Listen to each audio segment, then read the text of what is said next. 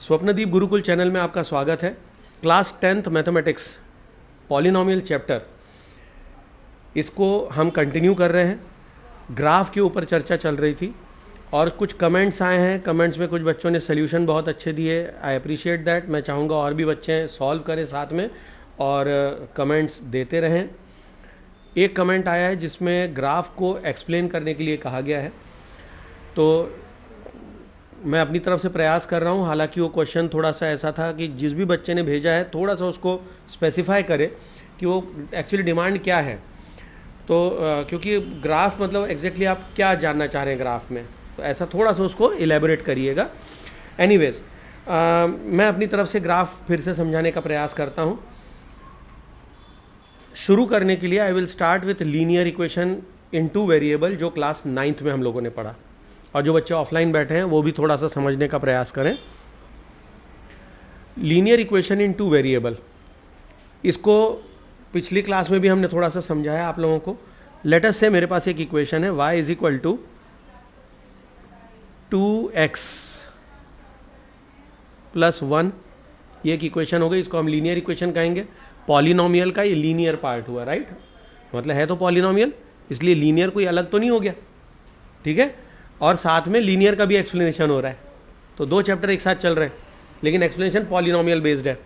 Okay, now when I speak of this line, इस पर आज मैं थोड़ी सी और चर्चा करूंगा। I will not same exactly, मतलब I will not explain same and exactly जो मैंने आपको पिछले वीडियो में बताया, नहीं तो वो डाउट फिर से रहेगा और आपका एक फिर से कमेंट आएगा, सर ग्राफ फिर से बताइए। तो let us take a simple scenario कि एक ग्राफ है। लेट अस से मेरे पास एक कार्टेशियन प्लेन है।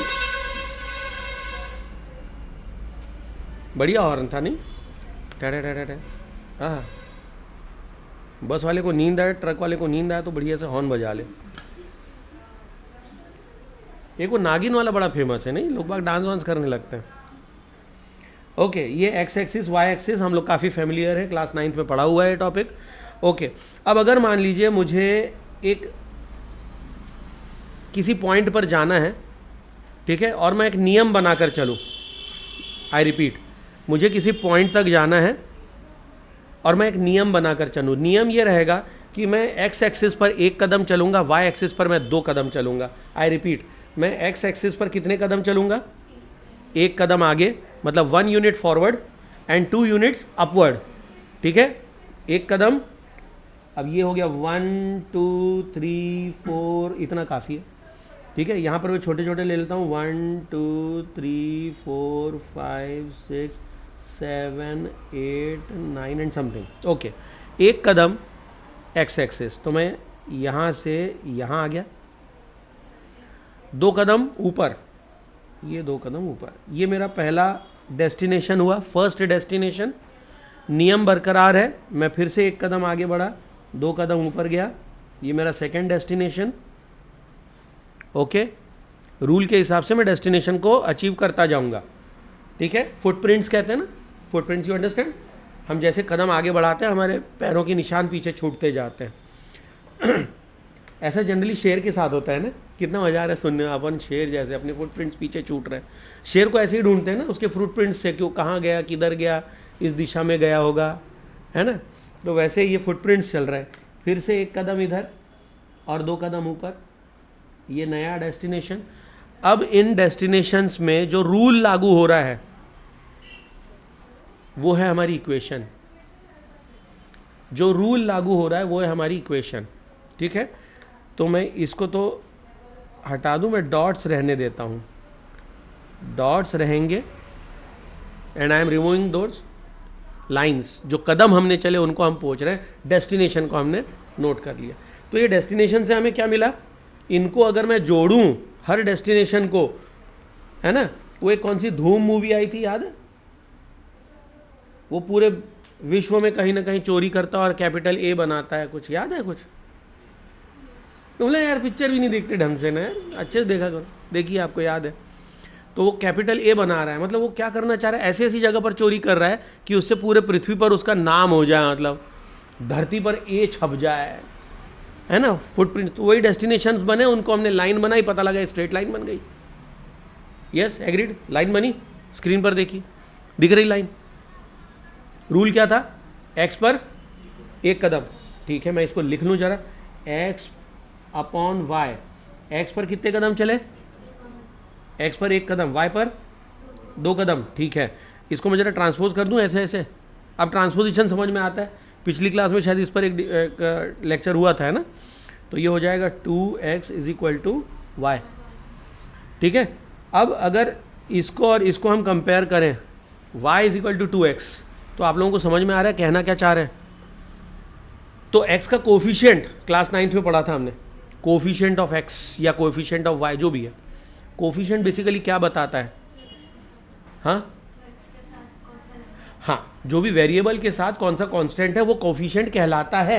पर मेरा सवाल ये नहीं है कि कौन कहला रहा है कोफिशिएंट, मेरा कहना है कि कोफिशिएंट क्या बताता है, कि वो लाइन किस एंगल से टिल्टेड है, किस एंगल से चल रही है, कितने एंगल से झुकी हुई है, उसका इंक्लिनेशन क्या है, उसका स्लोप क्या है। ये सारी भाषा समझ में आ रही है, ठीक है, नहीं आई, समझ में आ रही। तो कोफिशिएंट हमें क्या बता रहा है कि किस रेशियो से हम x और y पर चल रहे हैं। अगर x is equal to Y होता तो दोनों पर बराबर कदम चलते, और बहुत सिंपल हमें समझ में आ जाता कि अगर मैं x पर एक कदम, y पर एक कदम, x पर एक कदम, y पर एक कदम, x पर एक कदम, y पर एक कदम, एक कदम एक कदम एक कदम एक कदम एक कदम, तो अगर मैं जोड़ता तो यहाँ पर सारे लाइन से मुझे आइसोसेलेस ट्रायंगल मिलते हैं ना, 1 1 1 1 1 1 1 1, आइसोसेलेस ट्रायंगल होते कि नहीं, लाइन बनती। नहीं समझ में, बना के बताऊँ, आगे समझ में। अब आइसोसेलेस का मतलब क्या है, दोनों साइड इक्वल है। अगर दोनों साइड इक्वल है और बीच में 90 डिग्री बन रहा है, बीच में 90 डिग्री बन रहा है, तो सीधी सी बात है यहाँ पर कितना एंगल बनेगा, 45, इधर भी 45। यस, और 45 का मतलब हमारा जो लाइन है उसका खुद का इंक्लिनेशन 45 होगा। और 45 का सीधा मतलब क्या है कि अगर कोई कोऑर्डिनेट सिस्टम है और मैंने ऐसे लाइन बनाई है जो दोनों तरफ से बराबर झुकी हुई है, तो x is proportional to y, x and y are proportional, मतलब जितना x उतना y। तो x का कोफिशिएंट क्या होगा, 1। जब मैं इक्वेशन बनाऊंगा इस वाले लाइन की तो क्या बनेगी, y is equal to X. Coefficient का रिलेशन समझ में आ रहा है, कोफिशिएंट क्या कह रहा है, कोफिशिएंट हमें बता रहा है कि वो लाइन कितने एंगल से झुकी है।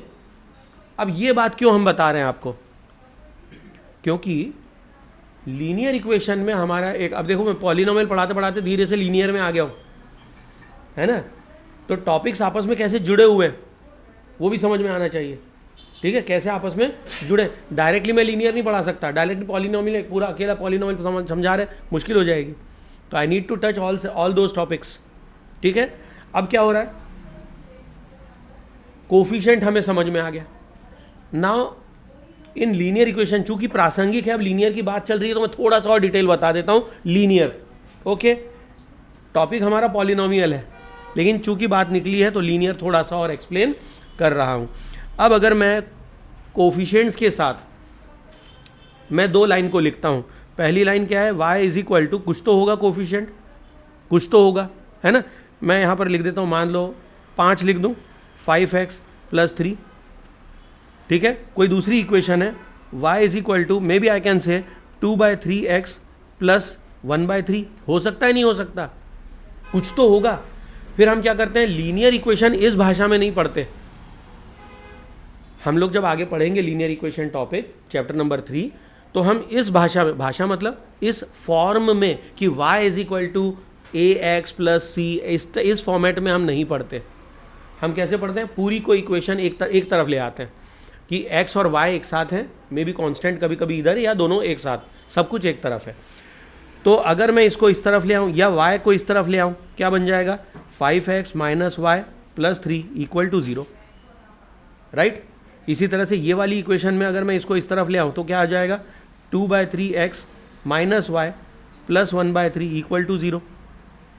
अब ये जो दोनों फॉर्मेट है इनको मैं जनरलाइज कर रहा हूँ। I repeat what I am doing, I am generalizing this format. आप कहेंगे सर ग्राफ समझा रहे थे, पता नहीं क्या बताने लग गए, है ना, यहाँ ग्राफ तो कहीं है ही नहीं। अरे ग्राफ ही चल रहा है, क्योंकि ग्राफ में आ गया एंगल, एंगल मतलब slope of that line which is drawn on the graph. बात समझ में आ रही? ठीक है, तो I am still on graph. आप ये मत सोचिए सर भटक गए, है ना, कभी कभी होता है ना, अपन सोचते रहते हैं सर बता क्या रहे, पूछा क्या था, बता क्या रहे। अच्छा, तो मैं इसको जनरल क्या लिख सकता हूँ, I can write A x plus B Y लिख दूँ प्लस सी इक्वल टू 0। अच्छा, इस वाली लाइन को भी लिख दूँ मैं, a x plus B y plus c equal to 0। पर क्या दोनों इक्वल हैं? दोनों के ए बराबर है, दोनों के बी बराबर है, दोनों के सी बराबर है? नहीं। Okay, A1 B1 C1, A2 B2 C2, यानी आपत्ति? कोई दिक्कत? सही है, सही जा रहा हूं? ओके, अब एक छोटा सा कंसेप्ट बता रहा हूं, वेरी इंपॉर्टेंट, और ये लीनियर इक्वेशन का कंसेप्ट है। मतलब अचानक हम चैप्टर नंबर 3 में आ गए, समझते समझते पॉलिनोमियल समझ रहे हैं, अचानक से चैप्टर नंबर 3 का एक छोटा सा कंसेप्ट, बिल्कुल बेसिक कंसेप्ट क्या है। अब हम ये जानते हैं कि कोफिशिएंट्स क्या बताते हैं, स्लोप, ठीक है। अच्छा, तो अगर मैं आप लोगों से कहूं कि अगर मैं दो इक्वेशंस को कंपेयर कर रहा हूं, दो लीनियर इक्वेशंस को मैं कंपेयर कर रहा हूं, आमने सामने देख रहा हूं, और मैं उनको कंपेयर करके कहता हूं कि A1 upon A2 is not equal to B1 upon B2, इसका मतलब क्या है, दोनों नहीं। आपने जवाब दिया इंटरसेक्टिंग, राइट, और मैंने तुरंत कहा नहीं, क्योंकि आपने याद कर लिया, आपके शायद स्कूल में हो गया लीनियर इक्वेशन।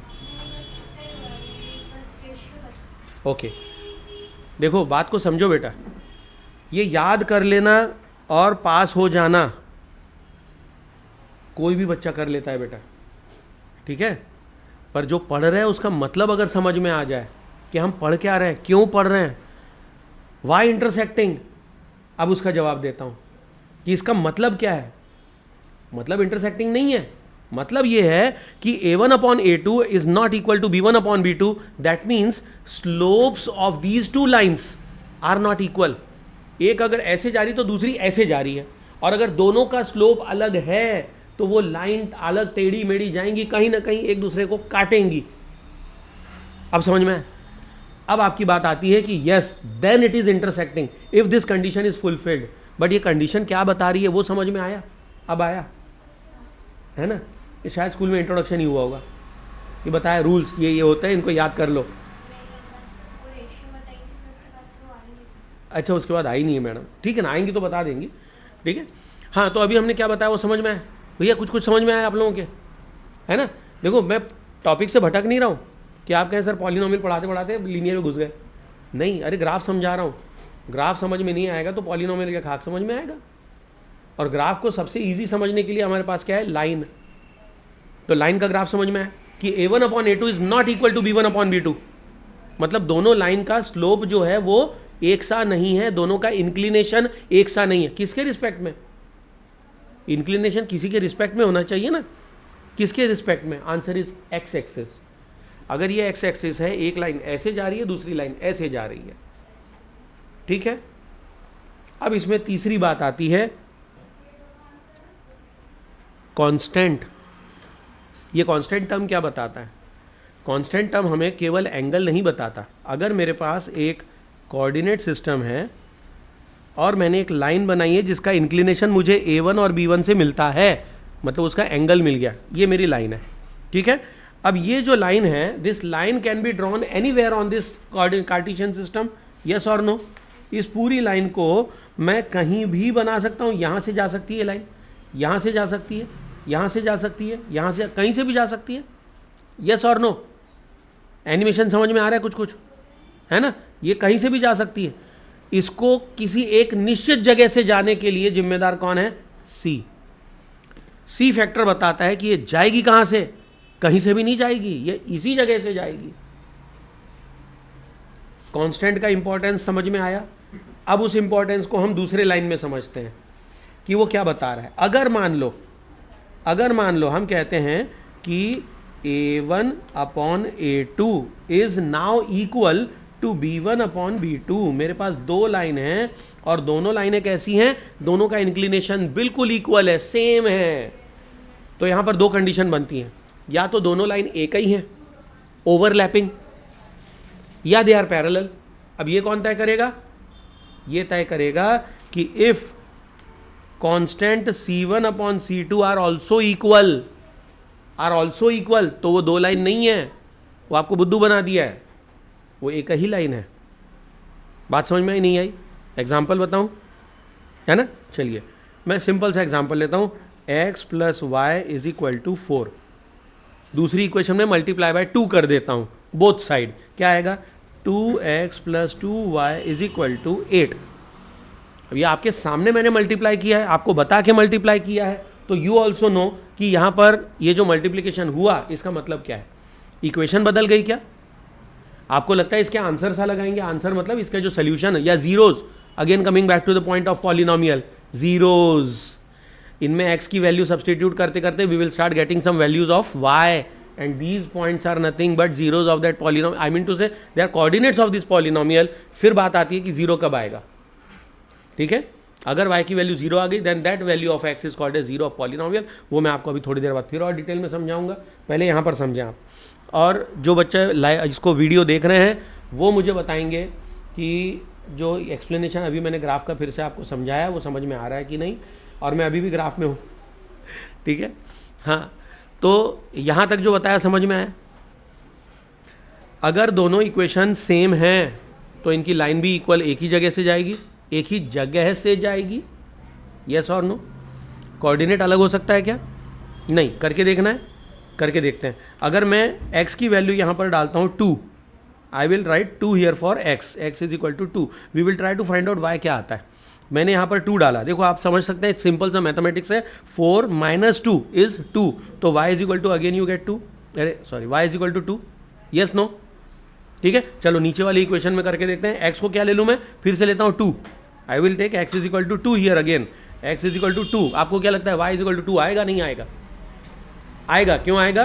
क्योंकि दोनों का इंक्लिनेशन तो सेम है ही, लेकिन c भी रेशो में है, जिस रेशो में a1 अपॉन a2 है उसी रेशो में c1 अपॉन c2 भी है। मतलब ये अलग लाइन नहीं है, उसी लाइन को तो मल्टीप्लाई बाय 2 किया, आपके सामने किया, तो अलग लाइन कहाँ, अलग पॉइंट कहाँ से आएगा? उसी पॉइंट पे तो जाएगी ये। बात समझ में आई? ठीक है, चलिए करके देख लेते हैं। कितना आ गया? यहाँ डाल दिया 2 2 ज़ा 4, 8 में से 4 गया तो बचा 4, यहाँ आया 4 is equal to 2y, y is equal to, ये 2 नीचे जाएगा और 2 आ जाएगा, और ये आ गया y is equal to 2। Hence proved कि ये दोनों लाइन एक ही पॉइंट से जा रही हैं और दोनों का इंक्लिनेशन भी सेम है। इंक्लिनेशन मतलब a1 upon a2 is equal to b1 upon b2, उनका जो कोफिशिएंट का रेशो है वो बिल्कुल आइडेंटिकल है, बिल्कुल सेम है। इसका मतलब दोनों का एंगल भी बराबर बन रहा है। आगे बात समझ में? और दोनों एक ही लाइन से जा रहे हैं, एक ही पॉइंट से जा रहे हैं। तो अगर दो लाइन का इंक्लिनेशन इक्वल है और दोनों एक ही पॉइंट से जा रहे हैं, इसका मतलब दे आर कोइंसिडेंट लाइंस, इसका मतलब दे आर कोइंसिडेंट लाइंस। ये बात समझ में आई सबके? पक्का है जी? थोड़ा सा ग्राफ समझ में? थोड़ा, अभी पॉलिनोमियल का ग्राफ नहीं बताया, बताते हैं, वो भी बताएंगे, ठीक है? तो यहाँ पर हमें क्या समझ में आया कि अगर a1 upon a2 is equal to b1 upon b2 is equal to c1 upon c2 है, तो क्या होगा? Coincident, coincident lines. यहाँ पर इंटरसेक्टिंग, ठीक है, इंटरसेक्टिंग। अच्छा, तीसरी कंडीशन आती है कि व्हेन, इसको मैं मिटा देता हूं भैया,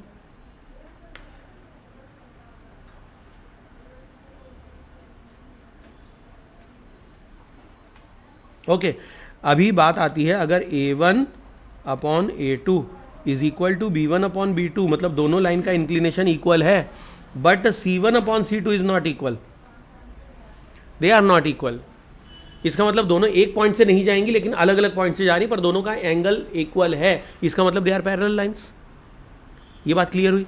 दिमाग में फिट हुआ एकदम पक्का? ठीक है, चलिए। तो यहाँ पर क्या हो गया? इसको हम क्या कहेंगे? Parallel lines.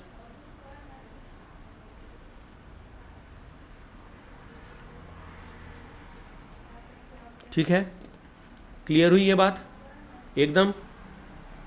तो अब एक छोटी सी सूचना, जानकारी आप लोगों को, एक छोटा सा इंस्ट्रक्शन आप लोगों को, जब भी आप लीनियर इक्वेशन इन 2 वेरिएबल, मैं जब पढ़ाऊंगा तब फिर से बताऊंगा ये बात, क्योंकि उस समय वो प्रासंगिक होगी, लेकिन अभी चूंकि मैं बता रहा हूँ तो अभी भी रेलेवेंट है। रेलेवेंट मतलब प्रासंगिक है ना, अभी रेलेवेंट है तो मैं बता दूं कि जब हम लीनियर इक्वेशन को सॉल्व करेंगे, चाहे किसी भी मेथड से, चाहे ग्राफिकल मेथड हो, चाहे हम उसको एलिमिनेशन, हमारे 3 मेथड बाय द वे आप लोग को बता दूं, जानकारी होनी चाहिए, 3 मेथड हमारे कोर्स में है, ग्राफिकल, एलिमिनेशन एंड सब्स्टिट्यूशन।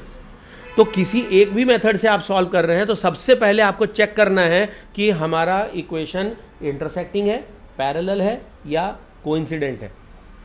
अगर पैरेलल और कोइंसिडेंट आता है तो आपको तुरंत रोक देना है, सॉल्यूशन सॉल्व नहीं करना है। In case of elimination and substitution graphically तो आपको ड्रॉ करके दिखाना ही पड़ेगा, ठीक है, ग्राफिकली कुछ नहीं हो तो आपको बताना है कि ये लाइन पैरेलल है, लेकिन उसको दिखाने के लिए आपको सबसे पहला स्टेप क्या करना है, लीनियर इक्वेशन सॉल्व करते समय you need to check a1/a2 is not equal to b1/b2। अगर ऐसा है then go ahead, now solving by elimination method, now solving by substitution method. ये उन बच्चों के लिए थोड़ा सा रेफरेंस हो जाएगा जो वीडियो देख रहे हैं और उनके स्कूल में लीनियर इक्वेशन शुरू हो चुका है।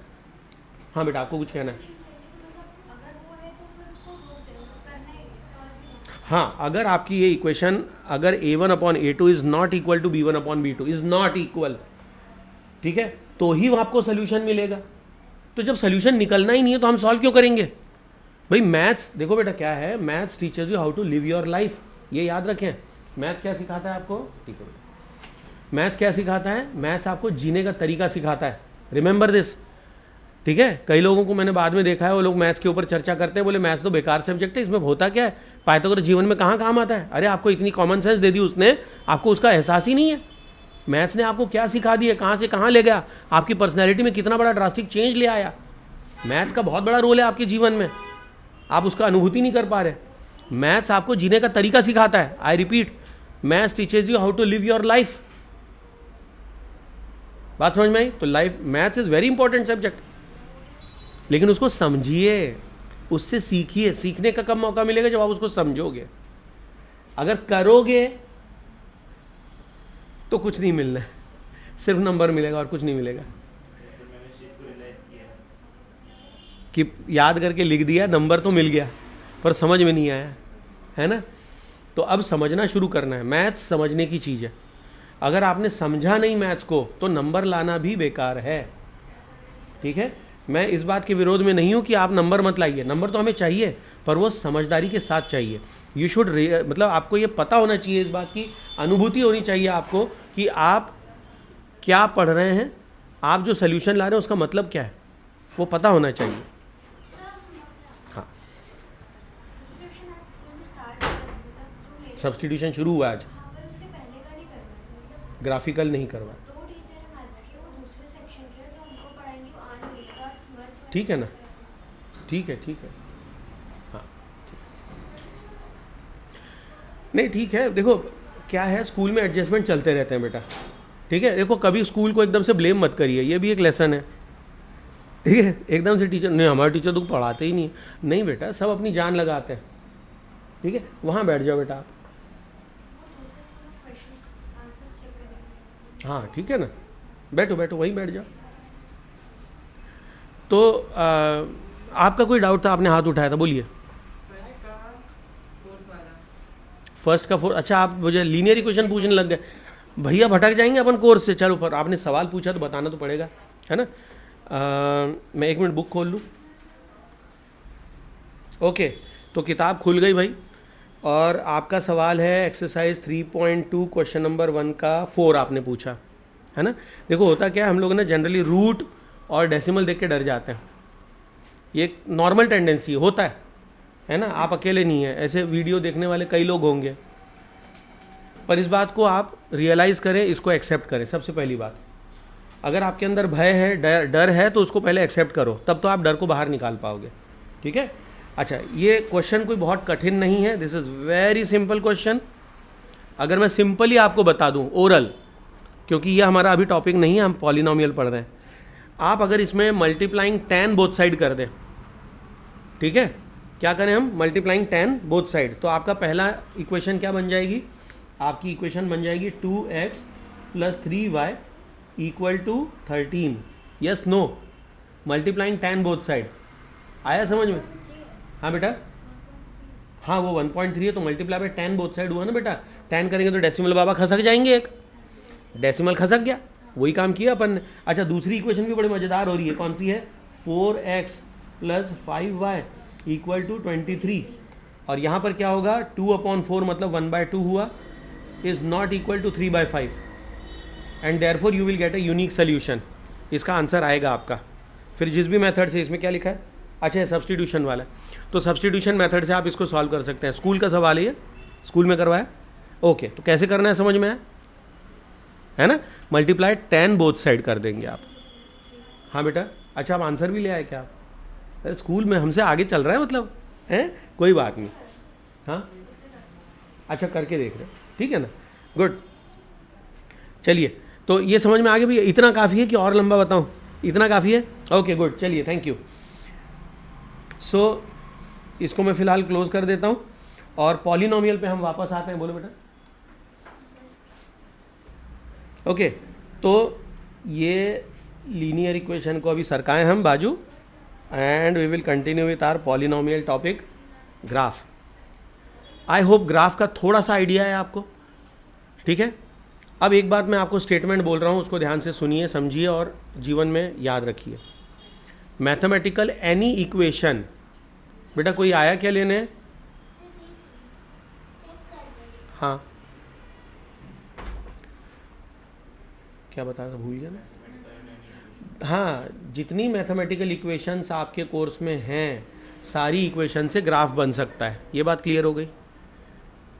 क्योंकि हमने लीनियर इक्वेशन में देख लिया कि आप उसमें एक्स और वाई की वैल्यू डाल डाल के निकाल सकते हैं, ठीक है। इसी तरह से आप 9th क्लास में हम लोगों ने जब लीनियर इक्वेशन या पॉलिनोमियल भी पढ़ा, तो पॉलिनोमियल में हमने एक टॉपिक पढ़ा था कि एफ एक्स हमें कुछ दिया गया, ठीक है, एफ एक्स दिया गया, लेटस से आपको दिया गया 2x², मैं क्यूबिक क्वाड्रेटिक ले लेता हूँ, प्लस 4x-3। अब अगर मैं x इज इक्वल टू 1 ले लूँ तो I will get some value after calculation. अगर मैं f2 ले लूँ तो I will get after calculation some answer, okay. Now with corresponding value of x I am getting different values of fx, जिस पर मैं एक ग्राफ फिर से बना सकता हूँ। Yes no, agreed? इसका मतलब इसका ग्राफ बन सकता है, ग्राफ बन सकता है मतलब उसको हम ग्राफिकली स्टडी कर सकते हैं, ठीक है। यहाँ तक क्लियर हुआ? अब पॉलिनोमियल में मैंने जो आपको ग्राफ बताए, उसमें मैंने सिर्फ इतना एक सिग्निफिकेंस बताया कि अगर मैंने ग्राफ बना लिया, मतलब मैंने इक्वेशन ली, उसका ग्राफ बना लिया, ये ग्राफ बन गया, मान लो जो स्क्रीन पर आपको दिख रहा है, ये ग्राफ बन गया, ठीक है। अब आप मुझे बताएं कि ये जो पॉइंट आया जो इंटरसेक्ट कर रहा है एक्स एक्सिस को, वहाँ पर आपने एक्स की कुछ तो वैल्यू डाली होगी, कौन सी?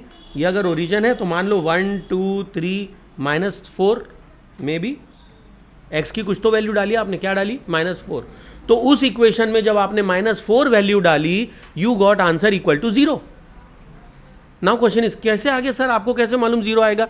अरे because I am getting this point on graph which is intersecting on x axis, तो वहां के कोऑर्डिनेट क्या होंगे? -4, 0।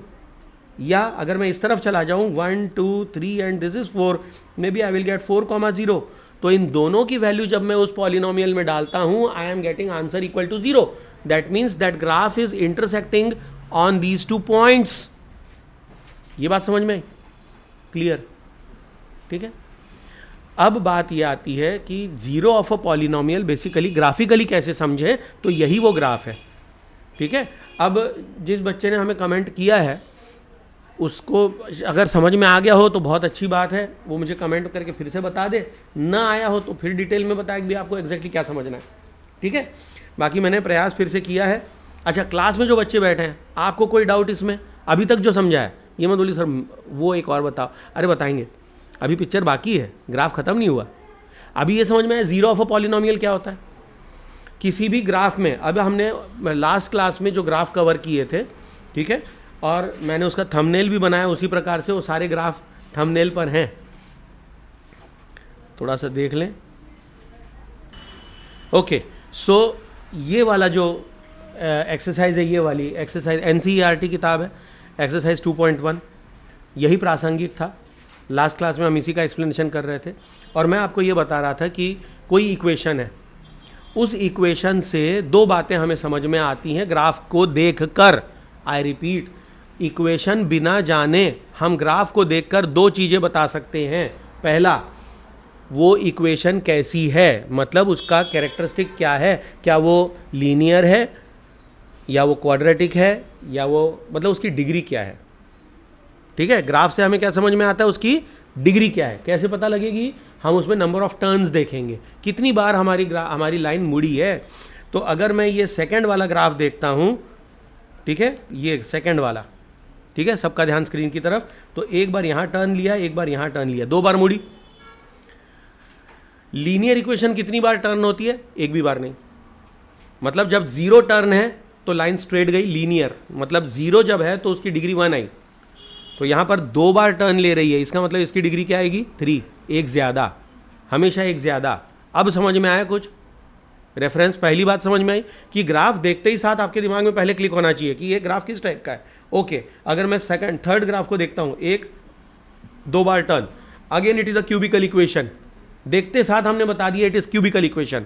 अब दूसरी बात, मैंने उंगली 3 बताई है क्यों, क्योंकि दिमाग में था कि इसके इंटरसेक्शन पॉइंट कितने आ सकते हैं। ठीक है, इंटरसेक्शन पॉइंट कितने आएंगे इसके, तो दिमाग में क्या आ रहा था मेरे कि पॉलिनोमियल अगर उसका डिग्री 3 है तो वो एक्स एक्सिस को संभवतः 3 बार काट सकती है। यहां पर मैंने कहा है संभवतः, ठीक है। तो एक पॉइंट और आपके दिमाग में रहना चाहिए, ग्राफिकली, है ना। और ये पॉइंट मैं क्लास 9th में भी काफ़ी बार समझाता हूँ।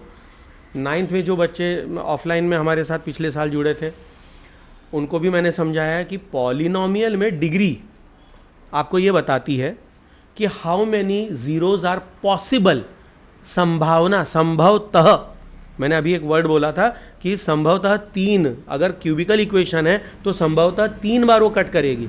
इसका क्या मतलब है, संभवतः। जरा हम संभावनाएं भी समझ लें, चलिए देखते हैं। अगेन आई विल ड्रॉ,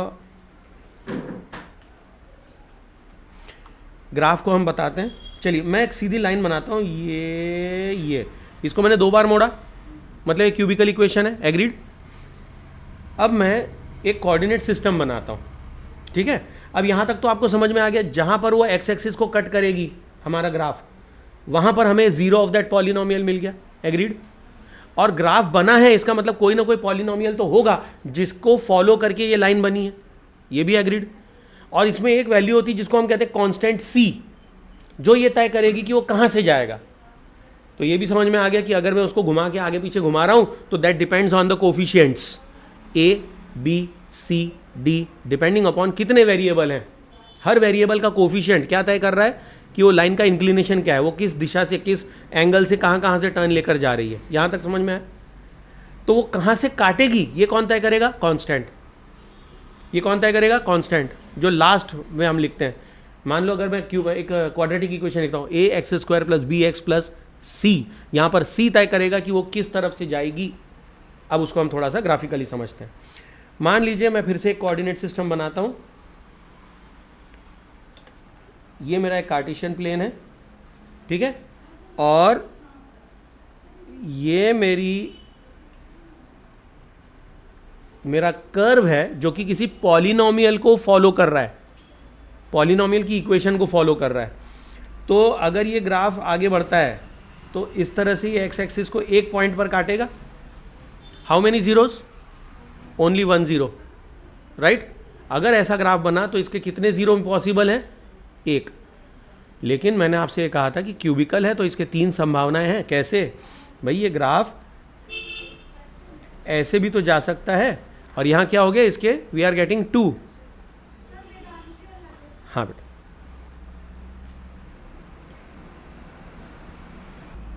तो अब ये एक्स एक्सिस को कितनी बार टच कर रहा है, भावनाओं को समझेंगे, थोड़ा सा मिस कर रहा है, लेकिन मान लो टच कर रहा है तो 2 पॉइंट मिले, 2 बार, नहीं समझे, है ना। ये जो पीक है इसको भी तो कर रहा है, ठीक। अच्छा, और तीसरा, अगर मैं इसी कर्व को आगे बढ़ा दूं, इसी कर्व को मैं और आगे बढ़ा दूं, ऐसा कट कर दूं, अब ये 3 जगह से काट रहा है, एक्स एक्सिस को 3 बार काट रहा है, यस नो, एक्स एक्सिस तो सीधी दिख रही है, उसको खट खट खट 3 बार काट दिया इसने। तो किसी भी पॉलिनोमियल की डिग्री बताती है how many possible zeros are there. If it is linear then possible zero is 1, if it is quadratic equation possible zeros are 2। मतलब या तो हमें 1 जीरो मिलेगा या हमें 2 जीरो मिलेंगे, या हो सकता है 1 भी ना मिले। लीनियर में भी हो सकता है। कैसे? लीनियर वाला पहला एग्जाम्पल हमें दिया हुआ है फर्स्ट, ये लीनियर इक्वेशन है। आपको लगता है कभी एक्स एक्सिस को काटेगा? नहीं। Why? Because it is parallel to x axis, ये कभी नहीं काटेगा। तो कायदे से अगर मैं पॉलिनोमियल की बात करता हूं तो क्या ये पॉलिनोमियल का कोई जीरो पॉसिबल है? नहीं है, जबकि इसकी डिग्री 1 है। It's linear equation and it should at least intersect 1 time, but is it intersecting? Answer is no. तो पॉसिबिलिटी होने के बावजूद ये नहीं हो रहा है, इसका मतलब अगर क्यूबिकल इक्वेशन है तो आइदर वी विल गेट 1 0 और वी विल गेट 2 0 और we will get all 3 zeros और we will not get any zero. अब ये कैसे पॉसिबल है? क्यूबिकल इक्वेशन तो कहीं ना कहीं तो कट घूम फिर के काटनी चाहिए। तो आपका इमेजिनेशन चालू होना चाहिए। ठीक है, आपको इमेजिन करना है ग्राफ कैसा बनेगा। चलिए एक मैं छोटा सा ग्राफ बना के आपको बताता हूं, जिसमें मैं बताऊंगा कि ये क्यूबिकल होने के बावजूद नहीं काट रहा।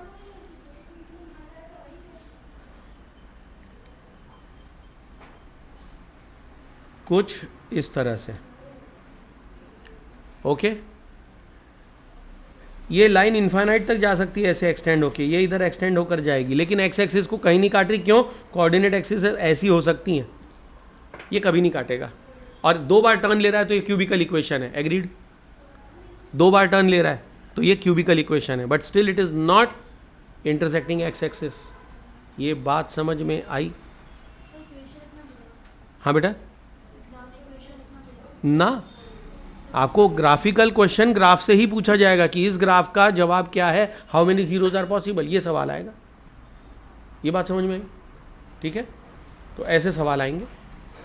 ओके, तो आई होप ग्राफ ये ऑफलाइन क्लास में सबको क्लियर है ना? और जो बच्चे वीडियो देख रहे हैं बेटा, आप लोग भी मुझे कमेंट करके बताएं, समझ में अगर आ गया हो तो भैया थम्स अप भेज देना, है ना? चलिए, हैं भैया कुछ कहा? किसी को डाउट? ओके, तो आगे बढ़े आप। ग्राफिकल रिप्रेजेंटेशन ऑफ पॉलिनोमियल बिल्कुल क्लियर हो गया। ठीक, अब पॉलिनोमियल में जैसा कि हम लोगों ने टॉपिक वाइज अगर मैं बात करूं तो हमारे कोर्स में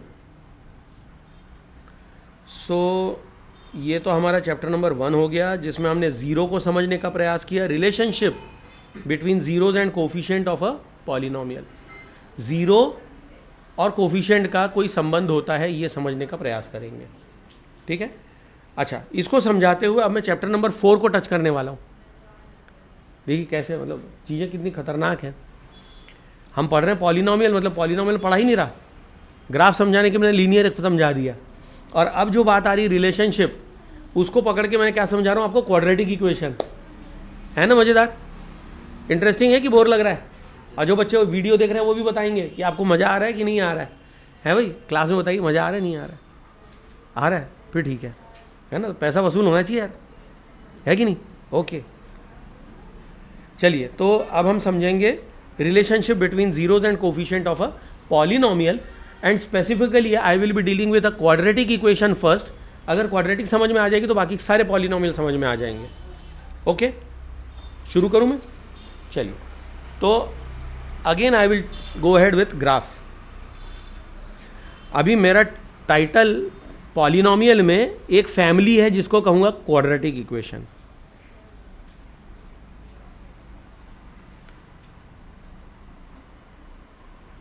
ठीक है, अभी कायदे से क्वाड्रेटिक इक्वेशन नहीं पढ़ा रहा मैं, ना मैं फॉर्मूले डील करूंगा, ना इसका मेथड बताऊंगा, ना कोई आंसर बताऊंगा, कोई सोल्यूशन बताऊं, कुछ नहीं बता रहा मैं, बट एक कंसेप्ट, जो कंसेप्ट बिल्डिंग है वो आपस में कैसे कोरिलेटेड है वो समझा रहा हूँ।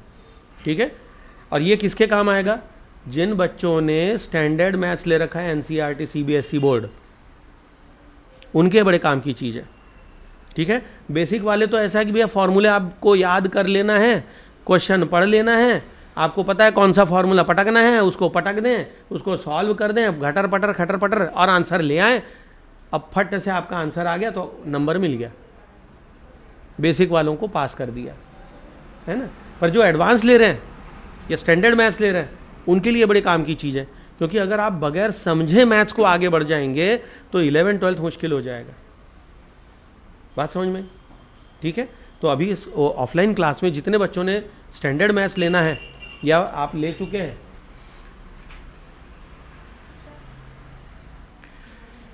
तो स्टैंडर्ड और बेसिक वालों समझ लो, और अगर बेसिक वालों ने भी पढ़ लिया तो आपत्ति क्या है यार, है ना। एक थोड़ी सी बात आउट ऑफ द बॉक्स है, मेरी आदत है ऐसे बाहर की बात करने की। आप अगर बायो लेते हैं या कॉमर्स लेते हैं या ह्यूमैनिटीज़ लेते हैं अगले साल, तो इसलिए ना लें कि आपको मैथ्स नहीं बनता, राइट। आप गर्व से और अधिकार से कॉमर्स लीजिए, आप गर्व और अधिकार से बायो लीजिए, गर्व और अधिकार से आप ह्यूमैनिटीज़ लीजिए, ये कह के कि भैया मुझे उस सब्जेक्ट में इंटरेस्ट है। बात समझ में आई? तो अगर आपने बेसिक मैथ्स लेके भी रखा है तो आपको 80 में से 80 तो लेके ही आना है। यस नो, ये थोड़ी बेसिक लिया है तो ऐसी तैसी हैं, 40 भी मिल गया तो पास तो हो ही गए। नो, ये गलत बात। ठीक है, समझ में आई बात? ओके है, चलिए। तो बेसिक वालों आप लोग को भी पढ़ाई करनी है भैया, और जो स्टैंडर्ड वाले हैं उनको तो करनी है, ठीक है, वो समझ के कर लें। और बेसिक वाले भी अगर समझ लो, और अगर आपको मन में लगे कि यार स्टैंडर्ड अच्छा लग रहा है तो हमसे जुड़े रहें, सब्सक्राइब कर लें। चलो भैया आगे बढ़ लेते हैं ना, मार्केटिंग बहुत हो गई। Okay, so quadratic equation, now we know that ax² plus bx plus c equal 0। This is a general equation और a standard equation of a quadratic. ठीक है, इट्स अ क्वाड्रेटिक स्टैंडर्ड या एक जनरल इक्वेशन है। ठीक है, okay. Polynomial की भाषा में ये एक पॉलिनोमियल की इक्वेशन है which is quadratic in nature. If it is so I won't be writing 0, ये इक्वल टू 0 नहीं लिखा मैंने, तो ये इक्वेशन बन गई, ये पॉलिनोमियल है। अब इस इक्वल टू 0 मैंने हटा दिया तो ये पॉलिनोमियल बन गई। नहीं, इक्वेशन तो है ही, इक्वेशन तो है ही, लेकिन क्वाड्रेटिक इक्वेशन का चैप्टर तब पकड़ लेगा जब इक्वल टू 0 कर देंगे, तो ये क्वाड्रेटिक इक्वेशन का चैप्टर बन जाएगा, चैप्टर नंबर 4। ये बात समझ में आई? जब तक इक्वल टू 0 नहीं डाल रहा हूं तब तक कुछ नहीं हो रहा। अब याद करिए 9th क्लास में आप लोगों को बताया गया find the 0 of this polynomial और दिस इक्वेशन, और मैं एक छोटी सी लीनियर इक्वेशन लेके बताता हूं। 2x - 3 इक्वल टू, आपको ये एक इक्वेशन दे दिया उन्होंने fx, और आपसे कहा कि फाइंड 0 ऑफ दिस इक्वेशन, तो आप क्या करते थे? आप इसको इक्वल टू 0 करते थे। इक्वल टू 0 का अब मतलब समझ में आया कि अगर मैं इक्वल टू 0 कर रहा हूं, इसका मतलब I am expecting that value of x which when substituted I will get this equation as 0। उल्टा पहले निकाल लेते हैं फिर समझाता हूं क्या बोला मैंने ना, क्या अंग्रेजी में बोल डाला ना बहुत सारा, थोड़ा सा हिंदी में ही बोलेंगे। चलिए, तो क्या हुआ? 2x = 3 and x = 3/2। ये x = 3/2 क्या है? I will call it as 0 of this polynomial. Yes, हाँ बेटा, भैया आ गए। हाँ, तो हम लोग कहाँ थे? ये जो पॉइंट आया, मतलब value I, not point, value क्या? 2/3। ठीक है, अगर इसकी मैं एक लाइन बना लूं, कैसे? इसी fx को मैंने y लिख दिया, y = 2x - 3। इसकी जब मैं लाइन बनाऊंगा, ग्राफ बनाऊंगा, क्लास 9th का ग्राफ याद है, x एंड y, डब्बा मेथड, x = ये तो y = क्या, x = ये तो y = क्या, ग्राफ बना सकते हैं। याद आ गया? रिकॉल कर लिया सबने? ओके, तो इसका मैं ग्राफ बना सकता हूं। अब आप देखेंगे कि ये ग्राफ कहां से कटेगा, जब x कहां होगा? 3/2 पे, मतलब 1.5 1.5, तो ये 1.5 यहाँ नहीं आना चाहिए ना, इसको पॉजिटिव जाना चाहिए, ऐसे। ठीक है, समझ में आया? तो ये 1.5 पे कट रहा है। ओके, तो यहाँ y की वैल्यू क्या है? कोऑर्डिनेट की 0। क्यों? अरे अब इसको उल्टा यहाँ से यहाँ डाल के देखो, 2 3/2 - 3, क्या आएगा आंसर? 0। मतलब ये वो कोऑर्डिनेट ऑफ x है जहां पर y की वैल्यू 0 होने वाली है इस इक्वेशन में। एग्रीड? तो 0 ऑफ अ पॉलिनोमियल क्या है और कब आता है? जब हम इक्वल टू 0 करते हैं। We are specifically dealing with zero of that polynomial. Okay, तो पॉलिनोमियल तो एक इक्वेशन है. आई रिपीट, ध्यान से सुनिए. पॉलिनोमियल क्या है? अपने आप में एक इक्वेशन है. उसको अगर मैं इक्वल टू जीरो करता हूं तो what we are expecting, we are now trying to find out that value of x जिससे पूरी इक्वेशन जीरोआइज हो जाएगी, इक्वल टू जीरो आंसर आएगा. क्लियर हुई बात? ठीक है. तो अब ये क्वाड्रेटिक इक्वेशन को मैंने बना दिया zero equal. Okay, equal to zero कर दिया. तो क्या होगा? हम क्या चाह रहे हैं यहां पर? We are trying to find zero of this polynomial. Now by convention, परंपरा के अनुसार हम जीरो को नाम देते हैं. पहले, अब इसमें चूंकि दो जीरो बन रहे हैं तो हम दो नाम देंगे. पहले को नाम दे दिया अल्फा, दूसरे को नाम दे दिया बीटा. अगर मान लो क्यूबिकल इक्वेशन होती तो मैं इधर गामा कह देता, बाई क्वाड्रेटिक होती तो भैया ओमेगा कह देता, और होती तो थीटा, एंड आगे आगे नाम अल्फा बीटा गामा थीटा वो चलता रहेगा. ये क्या है? ग्रीक अल्फ़ाबेट्स हैं, A B C D, alpha beta gamma theta omega, वो चलता रहेगा. ये बात समझ में आ गई? ठीक है. तो आप जो अल्फ़ाबेट है वो कोई भी ले सकते हैं. ग्रीक अल्फ़ाबेट वो क्या है? बाय कन्वेंशन वो आंसर है एक्स का, ये वो कोऑर्डिनेट, जैसे अभी हमने किया था 2/3, या सॉरी 3/2 आया था ना, 3/2. तो मान लीजिए अल्फा क्या है? 3/2 है. तो अल्फा क्या है? 3/2, या 3/2 क्या है? वो value of x which when substituted in this equation पूरी इक्वेशन को जीरोइज कर देगा, इक्वल टू जीरो. मतलब at that coordinate of x our curve will intersect x axis. वो एक्स एक्सिस को वहां पर काटेगा और उसी पॉइंट को जीरो ऑफ दैट पॉलिनोमियल कहते हैं. ग्राफिकली मैंने आपको समझा दिया. अब मैं एनालिटिकल बता रहा हूँ, एनालिटिकली उसको समझ रहे हैं. ठीक है. अच्छा, अब इसके दो जीरोज हैं क्योंकि क्वाड्रेटिक इक्वेशन है, तो अल्फा एंड बीटा ऐसा मान लिया हमने, दो जीरो आ रहे हैं. ठीक. अब इनका आपस में क्या रिलेशन है? मतलब किसका आपस में? इक्वेशन और कोऑर्डिनेट्स, जीरोस का. इक्वेशन के कोफिशिएंट और जीरो का क्या कोई आपस में संबंध है? और बिल्कुल है. इस संबंध को सबसे पहले श्रीधराचार्य जी, आचार्य श्रीधराचार्य, उन्होंने बताया था. ठीक है. ये एक ऋषि हो गए. ठीक है. बाद में अंग्रेज लोगों ने इनका नाम ही बुक से हटा दिया और बोला कि ये हमारा क्लेम, मतलब वो क्लेम करते हैं. हालांकि अब CBSE फिर से वापस लोगों के नाम देने लगी हैं, ऋषि मुनियों के, अब वो आने लगा है. तो ये जो हमारी कॉपीराइट है वो वापस मिल रही है. ठीक है. पेटेंटिंग अपनी थी, कॉपीराइट अपनी थी, लेकिन उन पास सील सिक्के लग गए थे अंग्रेजों के. ओके. खैर, ज़्यादा इस तरह से बोलना गलत होगा, बट हाँ, श्रीधराचार्य जी ने जो इक्वेशन बनाई उसका सोल्यूशन और उसका प्रॉपर फॉर्मेट मैं आपको बताऊंगा अब अगली क्लास में. ठीक है. आज यहाँ पर हम ब्रेक लगाएंगे क्योंकि समय हो चुका है ओवर, और ज़्यादा मैं बताऊंगा तो ये वीडियो भी हो जाएगा लंबा और बच्चे देखेंगे नहीं, और फिर देखेंगे नहीं तो नुकसान हो जाएगा. ठीक है. तो आज यहाँ पर हम ले रहे हैं ब्रेक, और कल के मतलब नेक्स्ट वीडियो में हम पढ़ेंगे, मैथ्स के नेक्स्ट वीडियो में, कि what is the relationship between coefficient and zero of a polynomial. यहीं से शुरू करेंगे. श्रीधराचार्य जी को हम श्रद्धांजलि देंगे और इसको आगे बढ़ाएंगे. ठीक है. चलिए, let's close for the day. Thank you students and take care. वंदे मातरम. अरे एक मिनट भाई, डाउट आया, बोलिए. अच्छा, कल की क्लास पूछ रहे हैं आप? ठीक है, मैं इसको क्लोज कर दूं भैया? ओके. तो चलिए भैया, बाकी बच्चे जो ऑनलाइन देख रहे हैं, मतलब जो लाइव देख रहे हैं, मतलब I mean to say video देख रहे हैं, वंदे मातरम, जय हिंद, जय Siya Ram. Take care and all the best for your board exams. अच्छे से मेहनत करें. थैंक यू बेटा.